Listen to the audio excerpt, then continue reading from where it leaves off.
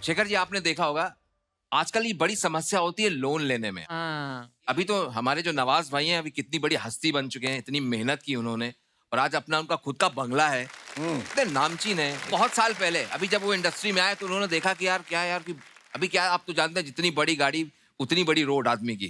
तो उनको लगा कि एक दिन नवाज भाई को कि यार मेरे पास भी ना एक बड़ी गाड़ी होनी चाहिए।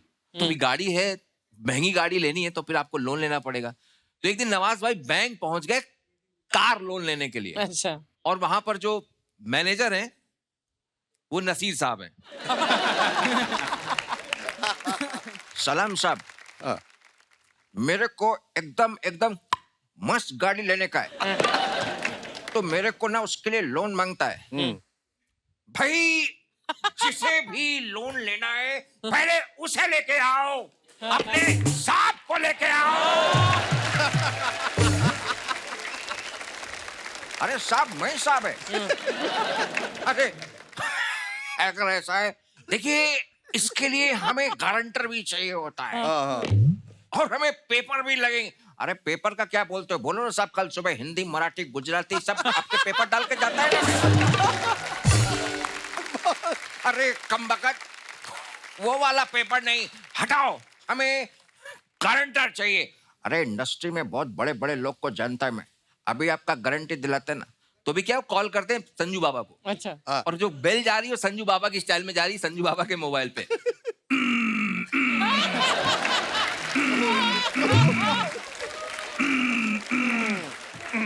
हेलो, अरे कौन बोल रहा है रे? अरे बाबा, मैं नवाज बोलता है। अच्छा नवाज, कैसा रे तू? अबे तेरी तो गवर्नमेंट चली गेली रे। अरे नहीं नहीं नहीं नहीं, अरे आप कंफ्यूज हो रहे हो। अरे मैं वो बाप का, दादा का, भाई का, बुआ का, फूफा का, चाचा का, चचिया ससुर का, वो वाला नवाज बोलता है। अच्छा नवाज, अभी मैं तेरे को ढंग से पहचाना नहीं। अरे बाबा, आपके पिक्चर में भी मैं मार खाला, 2-3 पिक्चर में मार खाला। अरे नवाजुद्दीन, अरे बोल ना रे।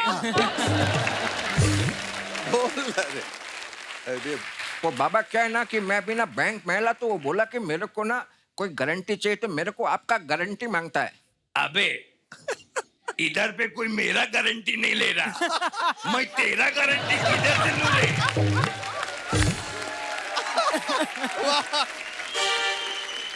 फिर नवाज को टेंशन हो जाता है कि यार ये क्या हो रहा है, तो उनको लगा कि अभी दूसरे को कॉल करते हैं, तो उन्होंने शाहरुख को कॉल किया। जैसे उन्होंने कॉल उठाई, बोले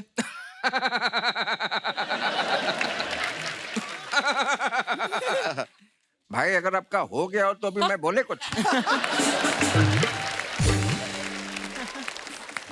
मेरे को ना आपसे कुछ हेल्प मांगता है, मेरे को लोन मांगता है, तो उसके लिए ना आपका गारंटी चाहिए।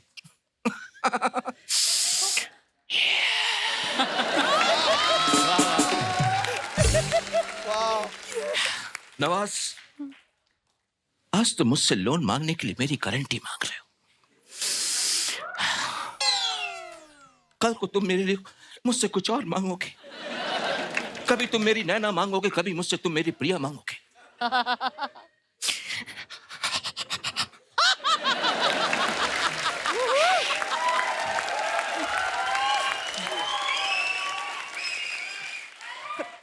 अरे मैं तुम्हें गारंटी कहां से दूं? हाँ? अरे मेरी नैना, उसे कितनी बार कहा था कि तुम मेरी हो, तुम मेरी हो, तुम मेरी हो। और तुम्हें पता है कि नैना मेरी तिजोरी की चाबी लेके भाग गई और पूरा पैसा लेके चला गया। अरे अभी मुझे खुद गारंटी चाहिए, मैं तुम्हें गारंटी कहां से दूं? हाँ? अरे फालतू में मेरे को डांट दिला यार ये। अभी क्या है ना, मेरे को ना कोई सही आदमी मांगता है, कोई सीनियर आदमी को कॉल करेगा, वही मेरे को कॉल देगा। अभी तूने कॉल किया डैनी साहब को। ओह। हेलो डैनी साहब, मेरे को आपसे एक बहुत जरूरी बात करने का। जबान को लगाम दे वरना कुत्ते की मौत मारूंगा तुझे। बिना सोचे समझे तूने मुझे कॉल कर दिया, तुझे क्या लगा यहाँ पे तू कॉल करेगा? तुझे पता है कितनी प्रॉब्लम होती है, बात में मुंह उठा के यहाँ पर तू मुझसे लोन के लिए बात कर रहा है। मैं तुझे गारंटी दूं, वहां पर चल के आऊं, मैनेजर से बात करूं, जबान को लगाम दे वरना तेरी जबान काट दूंगा, सड़क पे घसीट के मारूंगा। अरे काले पीले। वाह वाह। अभी लोन देने का है तो ले दो, गारंटी नहीं देने का नहीं दो, लेकिन खाली पीली मेरे को ऐसा डांटता है तो मेरे को बहुत टेंशन होती है। जिन्होंने पंकज जी को कॉल किया। ओह। त्रिपाठी जी, माँ कसम बहुत हिम्मत लगा कि आपको कॉल किया।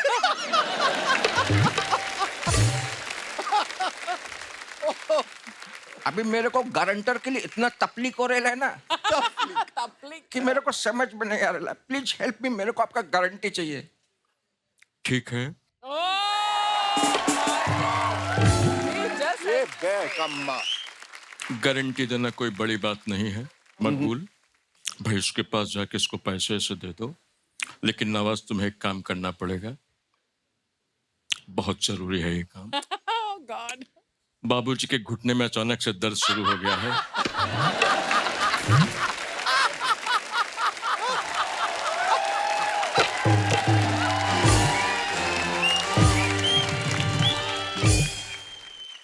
बाबूजी कह रहे हैं कि अगर आ जाओगे उनके घुटने में थोड़ा सा मालिश कर दो। वो कह रहे हैं वो अपनी पर्सनल गारंटी तुम्हें खुद देंगे। अरे अपनी ऐसी तैसी में क्या गारंटी, अपना इज्जत मेरे को बहुत प्यारे लाए। Thank you.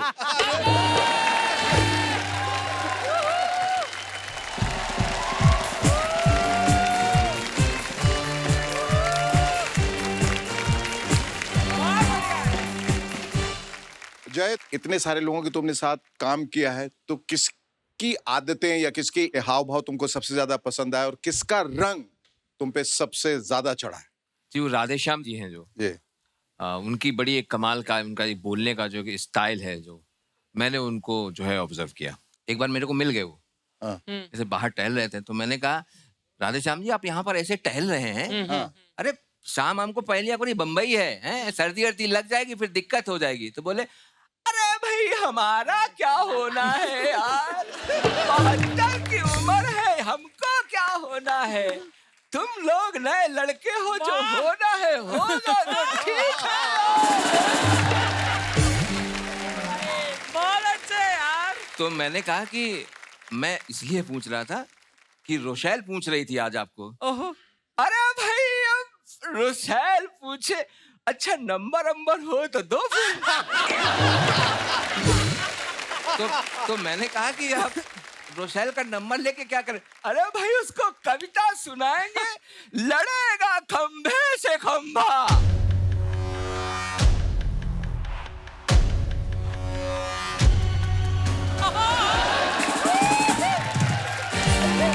माफी मांगेगा खंबे।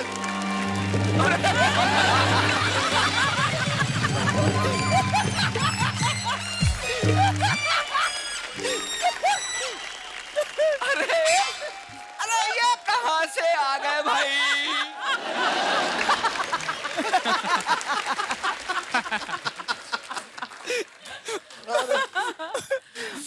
नहीं जय विजय, मैं समझ रहा हूँ कि समझ रहे थे कि चला गया मैं। मेरा नाम राधेश्याम है। अरे अरे मैं सृष्टि के कण कण में व्याप्त हूँ। मेरा भक्त पुकारता है सच्चे मन से तो आना पड़ता है। अंदाज तो वही उन्होंने है। उस दिन कहा भी था कि लोगों ने अपने बच्चों को दुकोण सिखाया, त्रिकोण सिखाया, षटकोण सिखाया शेखर जी, लेकिन दृष्टिकोण नहीं सिखाया। देखते कौन नहीं। वाह, अब आप सेंटर स्टेज ले लें। हाँ वो तो चला गया, आपने निकाल दिया, आते ही चला गया, देखिए डर के। राधेश्याम जी, आपका अनुभव इस शो में, इस शो के दौरान कैसा रहा? अनुभव तो क्या बताऊं साहब, ऐसा सुखद बीता है ये 3 महीना कि मैं शब्दों में बयान नहीं कर सकता। वाह वाह वाह। इससे बढ़िया तो मेरा ख्याल है कि मेरी जिंदगी में और कोई पल आया ही नहीं। वाह। वाह, बहुत अच्छी बात। और दुख इस बात का हो रहा है सर जी। कि 3 महीना तो ठीक ठाक गुजरा, अब फिर से उसी गृहस्थी के जंजाल में पहुंचना है। देखिए मेरे परिवार में मैं हूँ, मेरी पत्नी है, 2 बेटे हैं, 2 बहुएं। मैं BSNL में नौकरी करता था, नौकरी से रिटायर क्या हुआ, घर में मेरी सरकार ही गिर गई। अरे वाह। 7 जन्मों तक साथ निभाने का वादा करने वाली पत्नी रूलिंग पार्टी के साथ मिल गई। बहुत अच्छा। मैं अस्तबल के बाहर, मेरे दोनों लड़के दोनों करामाती, बहुएं गजब की गुणवंती, और उन बहुओं की सासू मेरी रक्त पिपासु। अब तो और ज्यादा पतिव्रता का धर्म निभाती है। हाँ। पहले खुद पीटती थी, अब बहुओं से भी पिटवा।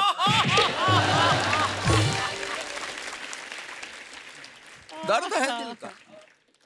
मेरा बड़ा वाला लड़का कक्षा 4 में था जब अपने मास्टर साहब की पेन उड़ा लाया। मैंने उसको थोड़ा सा समझाया, फिर उठाकर चुमकार कर छाती से लगा लिया। उसी से प्रभावित होकर दूसरे दिन उसने अपने किताब कॉपी से भरा बस्ता तिवारी जी के कुएं में डाल दिया। आजकल बड़ा आज्ञाकारी है अपनी बीवी का।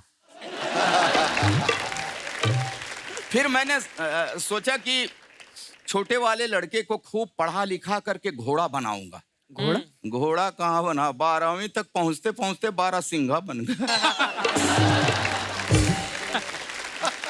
क्या बात है।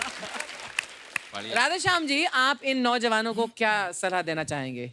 सलाह देने की ऐसी कोई खास जरूरत नहीं है, लेकिन रजत सूद बहुत प्यार मोहब्बत की बातें करते हैं।